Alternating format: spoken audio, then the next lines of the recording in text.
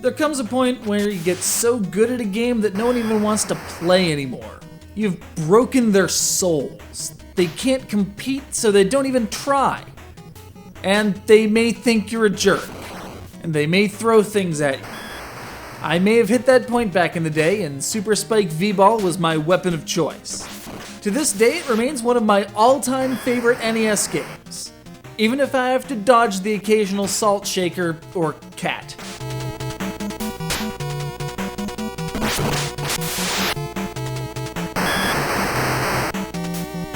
As the title suggests, it's volleyball.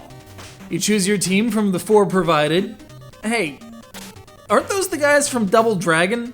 Anyway, you can choose your state of origin, set the game rules to whatever tickles your fancy, then head out onto the sand because there's balls to be spiked.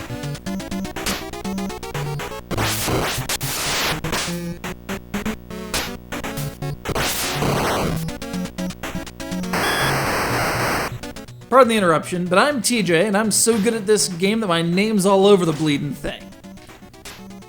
Some people tell me that actually stands for Technos Japan Corporation, but they're jerks. I mean, they only gave us one of the Kunio-kun games after River City Ransom before going belly up. Seriously. Anyway, you've got a button to hit the ball and a button to jump. That's all you need.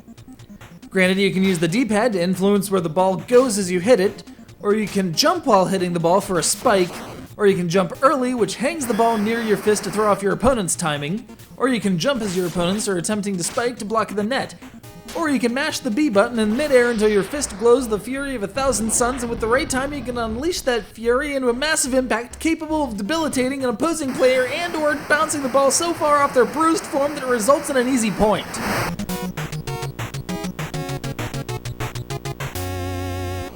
For an NES game, Super Spike V-Ball brings some really deep action, even if the AI can be a little stupid in the early levels. In addition to an exhibition mode for practice, there's the middling difficult 5-stage US tour and absolutely grueling 7-stage World Cup, not to be confused with Nintendo World Cup, with which this game sometimes shares a cart.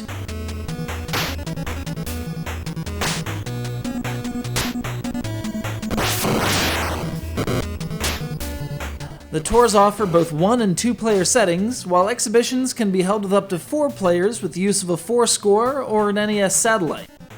Regardless of how you play it, just make sure that you do so at least once because it's one of the best sports games for the NES, right up there with Tecmo Bowl and Dodgeball.